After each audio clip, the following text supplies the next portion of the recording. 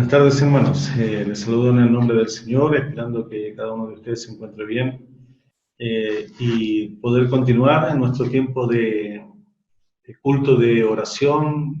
Si bien no podemos estar juntos para saludarnos físicamente, ni tampoco podemos en este momento compartir todos los motivos que cada uno de nosotros tiene para agradecer al Señor primeramente y también poder compartir motivos que tengamos cada uno, lo estamos haciendo de esta manera y espero ser lo más dinámico para poder ser empático en este tiempo en el cual estamos prestando atención y queremos justamente ayudar en seguir cada uno de nosotros creciendo en lo que es la palabra del Señor. Estoy poniendo simplemente el cronómetro para no pasarme. Queridos hermanos, bueno, los invito a orar primeramente. Oremos al Señor. Padre nuestro que estás en el cielo, damos gracias por este tiempo que vamos a tener viendo tu palabra, viendo lo que tú nos quieres enseñar en esta noche, Señor. Gracias, mi Dios, por mis hermanos que están al otro lado, Señor, escuchando también, escuchando primeramente tu voz, que es lo que tú nos quieres enseñar a cada uno de nosotros. Señor, ruego que seas tú dirigiendo este tiempo. Ruego, Padre, que cada uno de mis hermanos se encuentre bien, pueda estar siendo guiado también por ti, Señor, y confortados y que podamos estar descansando en lo que tú haces, sabiendo que tus propósitos son siempre buenos y perfectos. Agradecido, Señor, por este tiempo que voy a compartir. Doy gracias en el nombre de Cristo Jesús. Amén. Bueno, no es muy cómodo, hermanos, hacer un mensaje de esta forma, por no verles, pero quiero imaginarme a cada uno de ustedes ahí sus rostros para poder ser empático o tener este mensaje, ¿ya? Bueno, la verdad que el tema de esta noche tiene que ver con la insatisfacción del viejo hombre. Ahí en el capítulo que nos toca ver y estudiar, aquí tengo mi Biblia por si acaso, para que observen, dice ahí en el capítulo 27, versículo 20, dice, el Seol y el Abadón nunca se sacian, así los ojos del hombre nunca están satisfechos.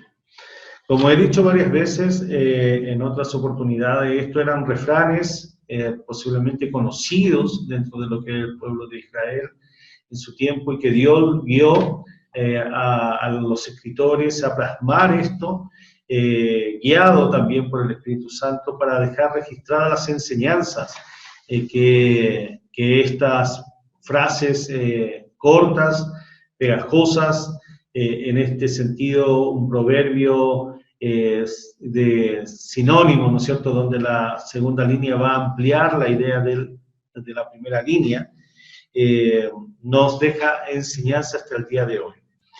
Durante esta semana estuve viendo una página que da justamente información en tiempo real acerca de diferentes datos, ¿no?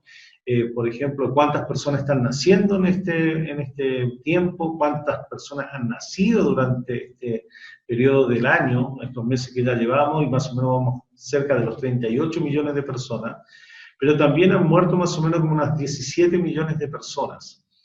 Y mientras yo hable, y de esperar que me apegue a la regla de tener los 20 minutos, en esos 20 minutos, o los minutos que esté, lo cierto es que por minuto, más o menos unas 20 personas mueren. Y mueren en este sentido de hambre, hermano.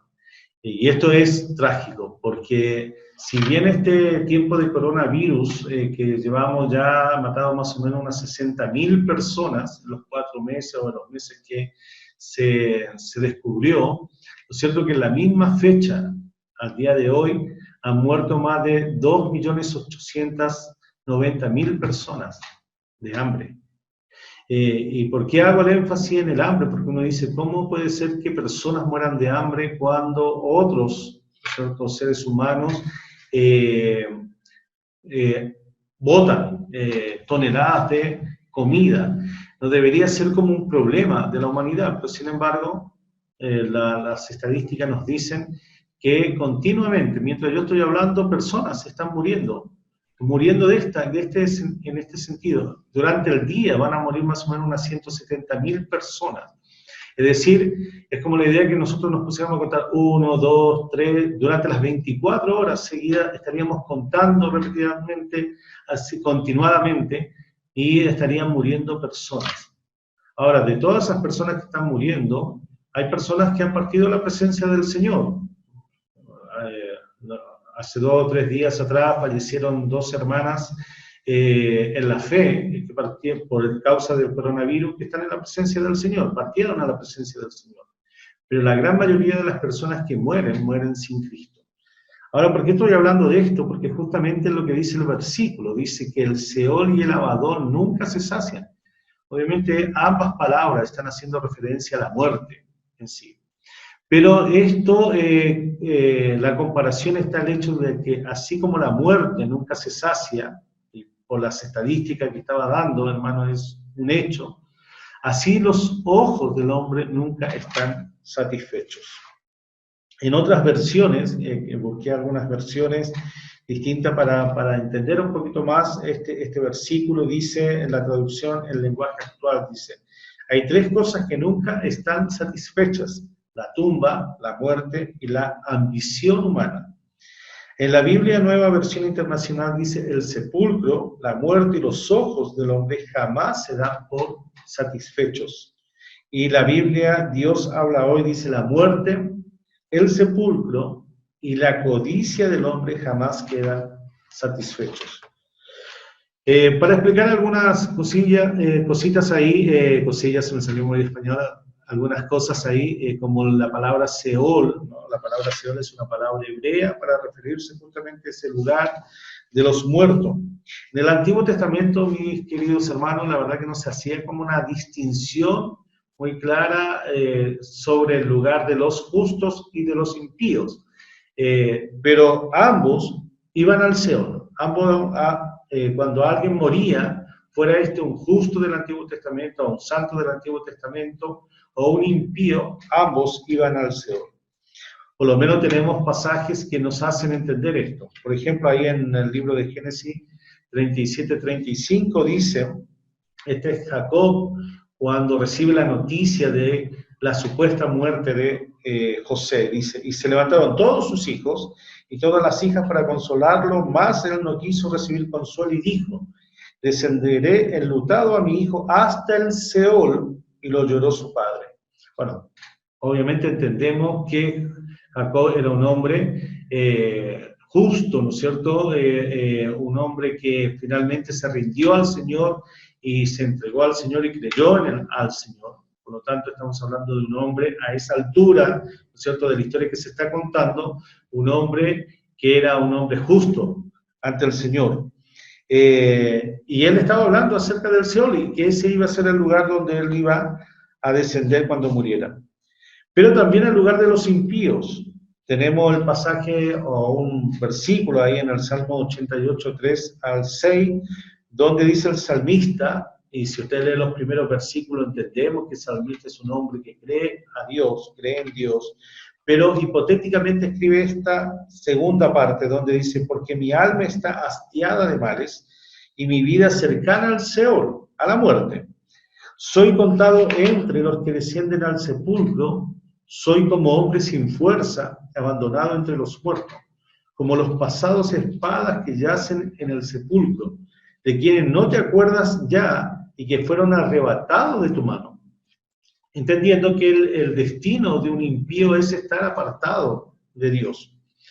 En otro pasaje, como Isaías, capítulo 5, versículo 14-15, hablando también de entender qué es el Seol, dice, por eso ensanchó su interior el Seol, y sin medir extendió su boca. Allá descenderá la gloria de ellos, hablando de la fuerza en este contexto de lo que era pedir ayuda a pueblos fuera de lo que era pedir ayuda a Dios, hablando del reino de Judá. Dice, allá descenderá la gloria de ellos y su multitud y su fauto, y él que en él se regocijaba, y el hombre será humillado y el varón será abatido y serán bajados los ojos de los altivos. decía el destino final del hombre sin Dios. Eso es lo que está diciendo el versículo. Esta palabra Seol es el equivalente que tenemos en el Nuevo Testamento de la palabra Hades. Y el Señor Jesucristo justamente hace referencia a este lugar en esta historia que va a contar del rico y de Lázaro. Y vemos que en este lugar estaba tanto el rico, el impío, pero también estaba Lázaro. Dice que fue llevado al seno de Abraham. Este lugar llamado el Hades o el Seol estaba dividido en dos partes. Una donde estaban los impíos y donde estaban los santos. Y entre ellos había una gran cima, es decir, una profundidad que los separaba y que era imposible que se pudieran intercambiar los lugares. Recuerden que el rico suplicaba que Lázaro pudiera mojar la punta de su dedo y refrescar la agonía que él tenía. Pero no podía, no se podía. Pero mostrando que este lugar existe, mostrando también que las personas que están allí, ¿no es cierto?, los espíritus de las personas, las almas de las personas están en un estado consciente de ello. Algunos comentaristas dicen que cuando el Señor Jesucristo resucitó, bajó a este lugar para mostrar la victoria que había tenido justamente sobre el enemigo, llevando a los creyentes del Antiguo Testamento a la presencia de Dios. Basado en pasajes del Antiguo Testamento, como el Salmo 68, pero también en Efesios, en el Nuevo Testamento, capítulo 4, versículo 8, dice, por lo cual dice, subiendo a lo alto, llevó cautiva la cautividad. Esa frase de llevar cautiva la cautividad es lo que algunos comentaristas dicen, que efectivamente es que el Señor Jesucristo llevó a los santos del Antiguo Testamento a su presencia. Por lo tanto, en este momento, en el Hades o en el Seol, solamente se van a encontrar los impíos, aquellas personas que no han creído a Dios. Por lo tanto, hay que entender que este lugar, ¿no es cierto?, cuando estamos hablando del Seol y el Abadón, que viene como a complementar la idea, el Abadón tiene la traducción de destrucción. En el griego, por lo menos, tiene la idea de la destrucción. Ahora, posiblemente no hemos sido testigos de la descomposición de un cuerpo como tal, y espero que no lo seamos, pero lo cierto es que una persona, una vez que muere, pasado un par de días, entra en un estado de putrefacción y finalmente de destrucción del cuerpo como tal. Pero sin embargo, a pesar de todo esto, había también el justo que descendía al Seol tenía la esperanza de que vería justamente también, sería redimido, ¿no? Como dice, por ejemplo, el Salmo 16:10, cuando dice, porque no dejarás mi alma en el Seol, ni permitirás que tu santo vea corrupción. Pasaje también aplicado en el libro de Hechos a la persona del Señor Jesucristo. En el capítulo 49 de Salmo, versículo 14-15, dice, como a los rebaños que son conducidos al Seol, la muerte los pastoreará, y los rectos se enseñorearán de ellos por la mañana. Se consumirá su buen parecer y el Seol será su morada. Pero Dios redimirá mi vida del poder del Seol, porque Él me tomará consigo, Selah, dice el salmista. Lo que sí hay que entender que el Seol o el Hades no es un lugar permanente. Hay que recordar lo que dice en Apocalipsis 20:14, cuando dice que también esto, la muerte y el Hades, serán lanzados al lago de fuego. Ahora, ¿qué pasa cuando un creyente muere? ¿No? Como le estaba haciendo referencia a estas dos hermanas que han partido por causa del coronavirus. Bueno, inmediatamente pasan a la presencia del Señor, como lo dijo Pablo, ¿no es cierto? En 2 Corintios 5:8 dice, pero confiamos y más quisiéramos estar ausentes del cuerpo y presentes al Señor. Un par de años más tarde va a escribir el apóstol una carta a los filipenses y va a decir ahí en el versículo 23 del capítulo 1, teniendo deseo de partir y estar con Cristo, lo cual es muchísimo mejor.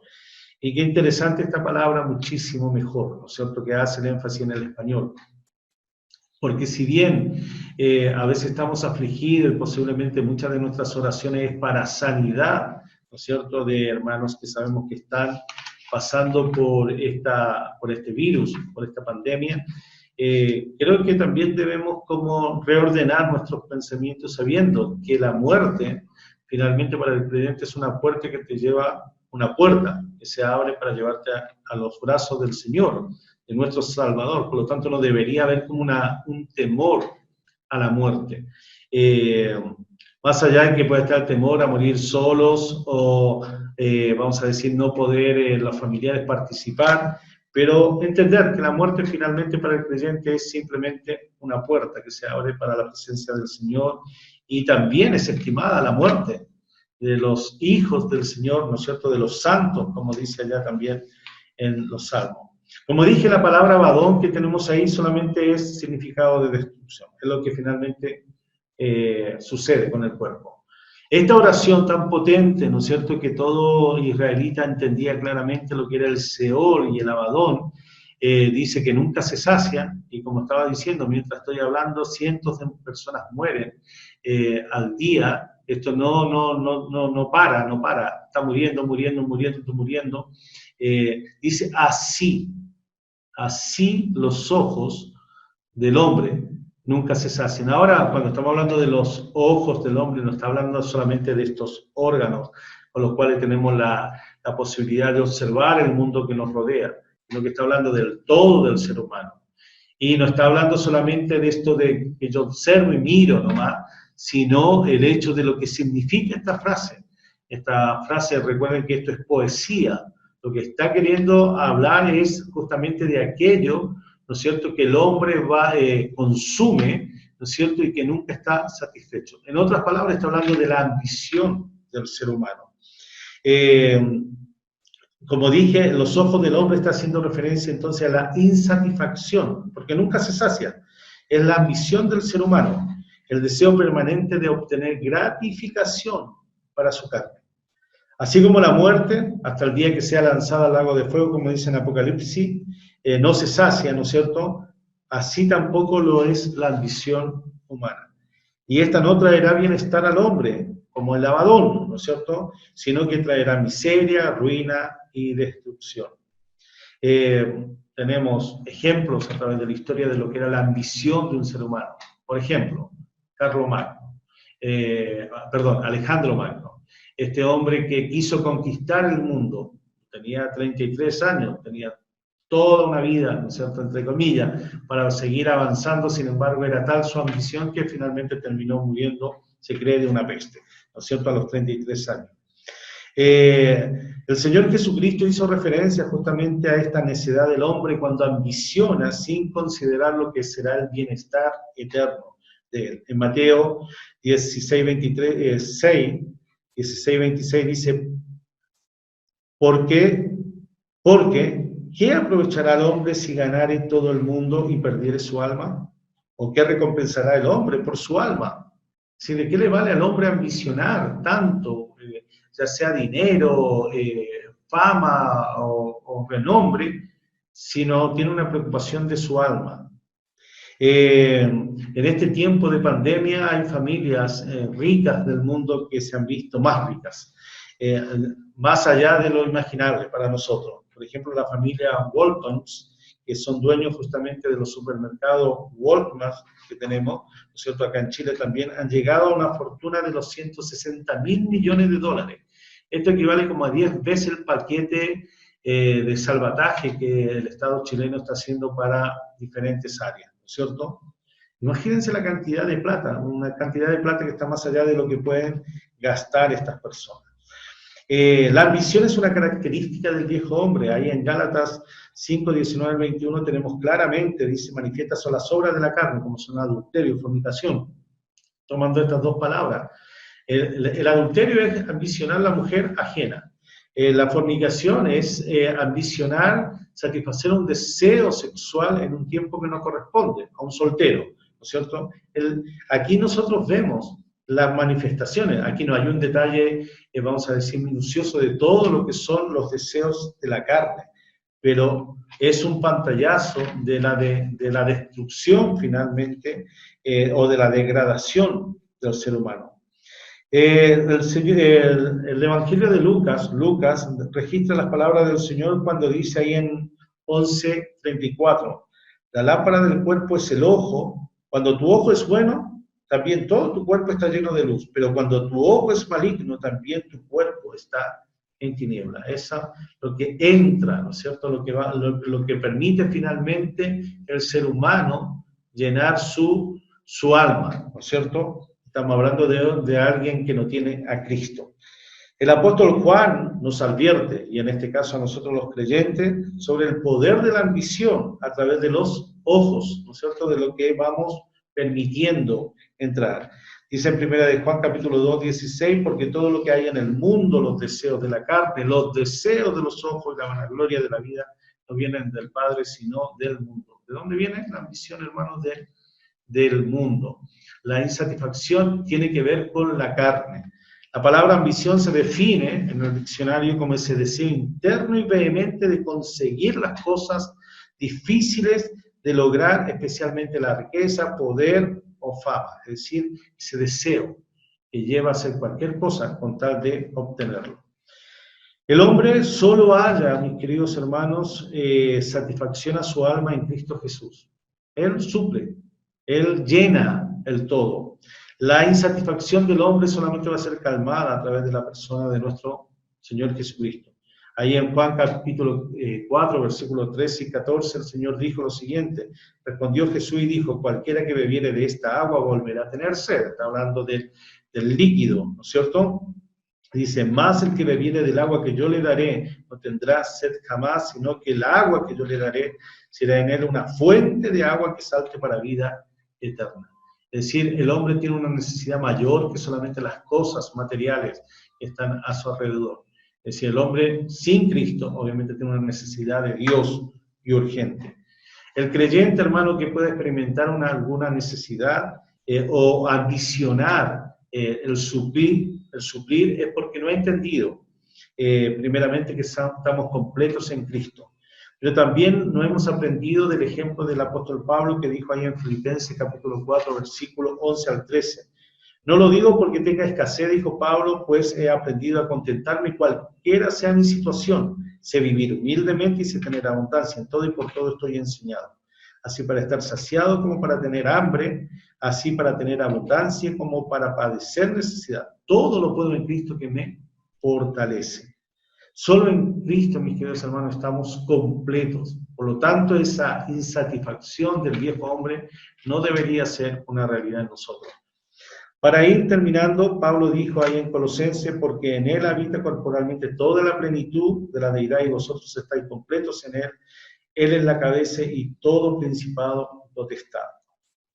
Mis queridos hermanos, para concluir, entendemos que la insatisfacción es propia del corazón sin Cristo, del hombre perdido en sus caminos.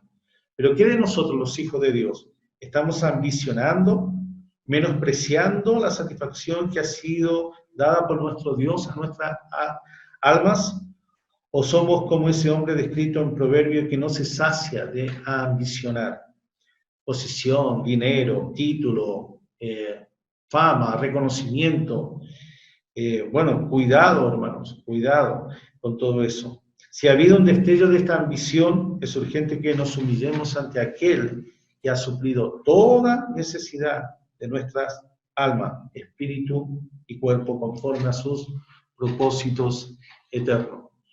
Unas pocas palabras, pero con mucha profundidad, que nos hace ver en el espejo de la palabra de Dios cómo estamos nosotros.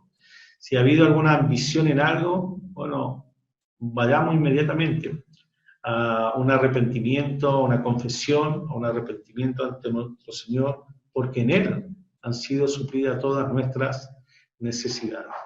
Bueno, queridos hermanos, espero que hayamos sido cada uno de nosotros exhortados y animados a través de la palabra del Señor, y también animarles a reunirnos ahora en nuestras respectivas casas y a orar por los motivos de oración que nuestro hermano Rodrigo nos ha compartido, ¿no es cierto? Y también recordar algunos motivos que cuando hemos estado presencialmente en las reuniones, hermanos nos han hecho llegar o nos han compartido en ese momento.